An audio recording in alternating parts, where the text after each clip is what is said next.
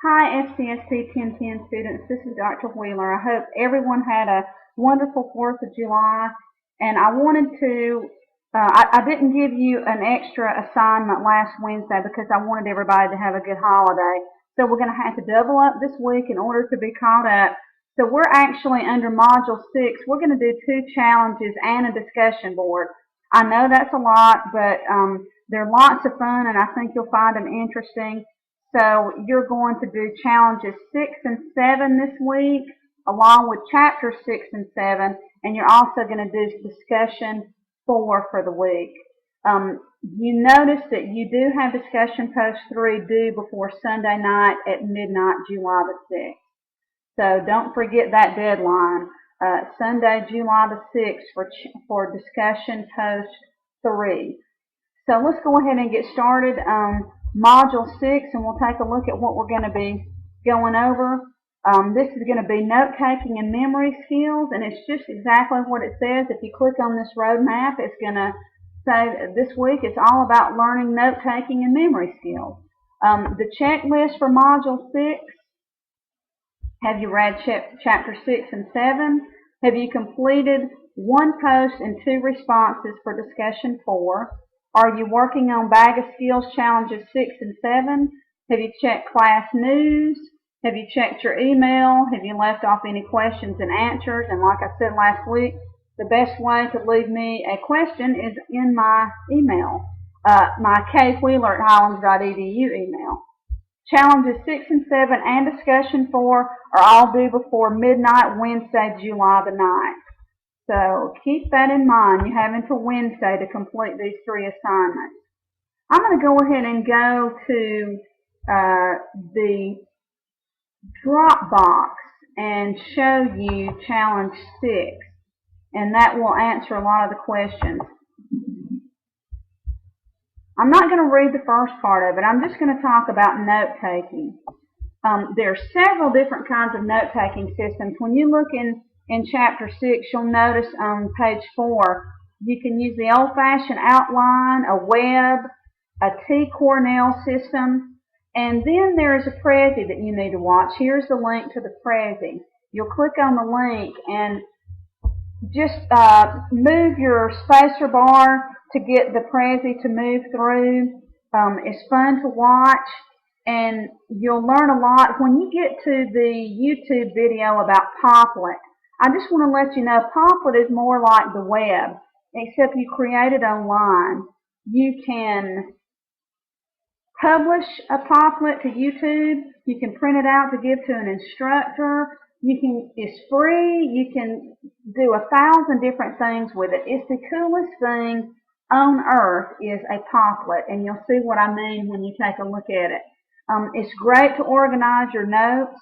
After you have read Chapter 6, looked at the different outlining systems on page 94, you need to answer the following questions. Why is note-taking important? What note-taking system do you prefer and why? And how could you successfully use this note-taking system in a class which you're currently enrolled or future courses? I'm going to move on to Chapter 6, and we're going to talk about note-taking. This is maybe one of the most important lectures that I'll give you this entire course. Everybody gets bored in class, me included. I just finished after, a bachelor's degree, a master's degree, and then I went on and got a doctor's degree. Thank goodness it wasn't all at once. I would have never lasted.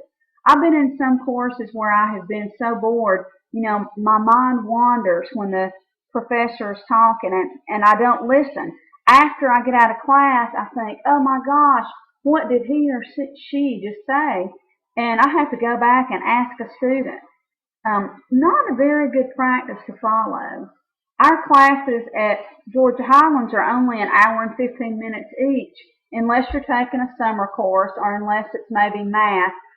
Typically, most classes are an hour and 15 minutes. You're only in there for an hour and 15 minutes. Hold off on the texting, on the daydreaming. You can do that anytime. Take notes. Be an active participant. You can take notes practically without thinking. Listen to what the professor is saying. Write down important assignments. Write down things that they're talking about, things that are important. Then when you leave class, you actually have something to show for the hour and 15 minutes instead of just going and sitting in there idly without doing anything, and then you have to call up a friend. Oh my gosh, what did he say today? I wasn't even listening. And you spent a productive hour and 15 minutes. That is taking and recording information. Also, let me add in there that when you get to a test and you say, but I took notes, Miss Wheeler, none of that was on the test. Well, they're also going to tell you, read chapters 1 through 3. If you don't take notes over chapters 1 through 3, it may be on the test along with the notes. And you'll come up to your professor and you'll say, I took notes and none of that was on the test. Well, didn't I tell you to read chapters 1 through 3? Yes. Well, you're responsible for that information too. So make sure that you take notes over the chapters. That's where you need to really read chapter 6 and figure out a way that you're going to take notes in these classes and take notes over your textbook. You need to take notes over your textbook just like you do in class. Focus, focus, focus. Oh my goodness, one of the main things I've noticed in college is that when people team up with each other, I'm not saying you want to be cool and sitting next to the cool person in class, but if you sit next to somebody that's a talker, don't let them ruin your college career. Move the next time. Or just tell them, hey, look, I'm trying to take notes. I know, you don't want to sound like a bookworm, but you also don't want to flunk college on account of some knucklehead that's in there that doesn't really care about passing college and getting a college degree. So sit near the front, move away from talkative classmates. You've got plenty of time to talk on your cell phone. Just turn it upside down. Get enough sleep. Be alert. Don't be hungry when you come to class. That's all you'll think about. Wear comfortable clothes. Prepare before you get there. If they ask you to read, you don't have to read the whole thing, but know what the professor is going to talk about. I'm gonna kind of scooch on to page 94 and show you some of these note-taking systems. The regular old outline. Outlines are wonderful to write papers, and outlines are wonderful to take notes. The Cornell T-Note system divides it in a T, where you take notes on the right side, you fill in anything you missed from your textbook on the left, and you summarize it on the bottom. A lot of people like that. I like the good old outline. Another one is like the web.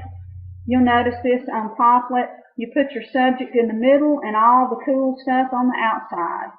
Write down any words you don't know, anything in bold print. Make questions out of your subheadings and headings. And that's all I've got to say about the note-taking system, except that you're going to have to take notes. You can't get through college without it. That's all I've got to say. You cannot get through college without it. Now, the second thing we're going to go over is Chapter 7. And I need to move my little box up. Hold on just one second.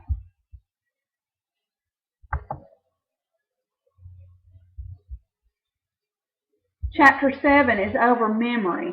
And in your Chapter 7 Dropbox, it's going to ask you to recall a memory when you were younger. And everybody, when I'm in class with my students, everybody does the same thing. They talk about something when they were younger or going on vacation when they were younger. And it's either a pleasant memory or a bad memory. And that's how people remember things. They hold importance with that memory, and that's why you can recall it from the time you're 5 years old until you're 80 years old. How do you make college important to yourself? Guys, I'm going to tell you, a lot of times you can't. You're not going to remember everything that your professor talked about when you're in class. You may remember it if it sparks something in your brain, or if you can make it fit with something in your life, you'll remember it if your professor said it. Otherwise, guys, you've got to take notes. That way, when you go back and read your notes over again, you can remember. You can use a mnemonic device, which is what they used to use in grade school with the planets, where they would give it an acronym and you remember the acronym. Flashcards are wonderful. A lot of you guys are nursing students. Flashcards are great. Take pictures of the muscle groups. Go in the library if you haven't taken A&P yet. Most of your LPNs though, so you know all this stuff. If you have to remember that stuff, make a flashcard, write the answer on the back of it. Flashcards are wonderful ways to increase your memory. If you're sleepy, you'll have no memory. You will have no memory. So if you stay up all night before a test, expect to bomb the test. That's all I've got to say. Get plenty of sleep. Don't cram right before you go in there. Ask for a piece of scratch paper. Write down everything that's in your brain on the scratch paper and forget about it until you need it on the test. That's kind of dumping your brain out. The only way you can commit it from something from short-term memory to long-term memory is if you say it over and over again, or you write it over and over and over again. That's why Chapter 6 was so important. If you don't have your notes taken down, you can't commit it to memory because you've got nothing to memorize. Isn't that crazy? So memory is key to success in college. We talked about this earlier, the SQ3R. Survey, question, read, recite, review. Recite, rehearse, and write. I like to refer to studying for a test as rehearsing.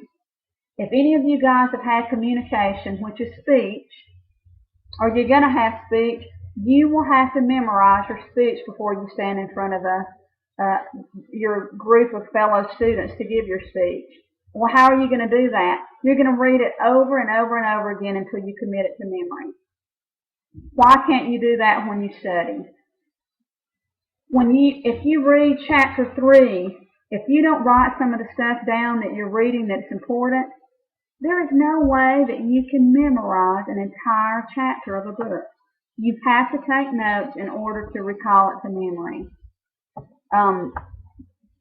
What else?